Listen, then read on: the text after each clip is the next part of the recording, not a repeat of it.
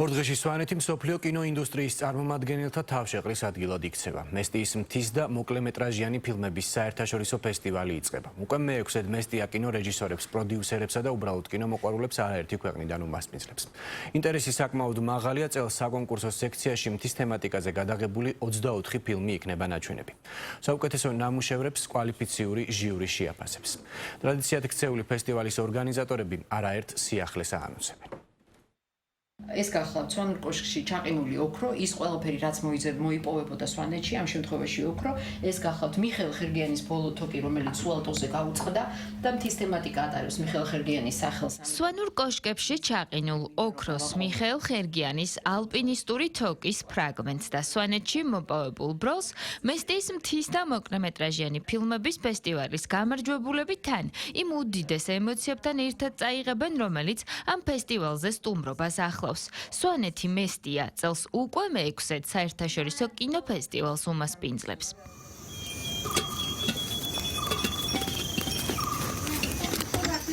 მესტიის კინოფესტივალის ფარგლებში წელს საკონკურსო სექციაში მთის თემატიკის 7 სრულმეტრაჟიანი და 17 მოკლემეტრაჟიანი ფილმი იქნება ნაჩვენები. წელს ფესტივალზე მოხვედრა ასეთი ქვეყნის 2500-მდე მსურველმა გამოთქვა, რაც ახალგაზრდა ფესტივალისთვის ძალიან მასშტაბური რაოდენობა. წელს სიახლეა ისიც, რომ მოკლემეტრაჟიანი ფილმების სექციაში შეხვდებით ანიმაციურ სურათსაც. დროთა განმავლობაში საერთაშორისო რუკაზე თუ ბაზარზე ჩდება ჩვენი ფესტივალი რაღაც ისეთი ლამაზი სახელით და ამიტომ ნდობაც იზრდება და ეს ნდობა გამოიხატება იმისი, რომ North Face-ის და Red Bull-ის გადაღებული ფილმები მოგვცეს წელს და ძალიან მიხარია, რომ North Face-ის ფილმით ხსნით ჩვენს ფესტივალს. საკონკურსო ნამუშევრებს საერთაშორისო და კვალიფიციური ჟიური შეაფასებს. ფესტივალი 4 ტიპის ჯილდოს გასცემს. ეს არის Grand Prix, მთის თემატიკის პრიზი, მოკლემეტრაჟიანი ფილმების პრიზი და ჟიურის სპეციალური პრიზი. ყავს არაჩვეულებრივი ჟიური. ერთი არის გიომ დესეი საფრანგეთიდან.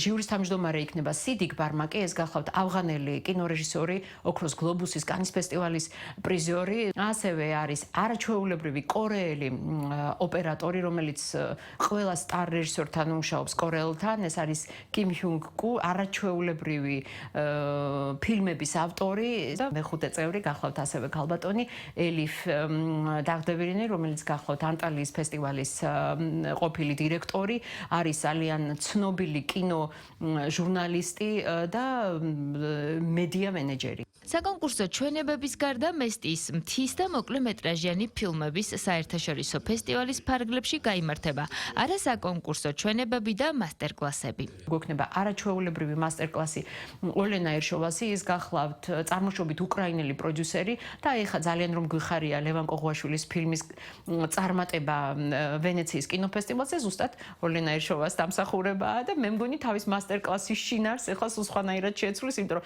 მასტერკლასის შინაარსია ერთი გვერდიდან ტორონტოს ფესტივალამდეო და ეხლა მე მგონი გააკეთებს ერთი გვერდიდან ვენეციის კინოფესტივალამდე.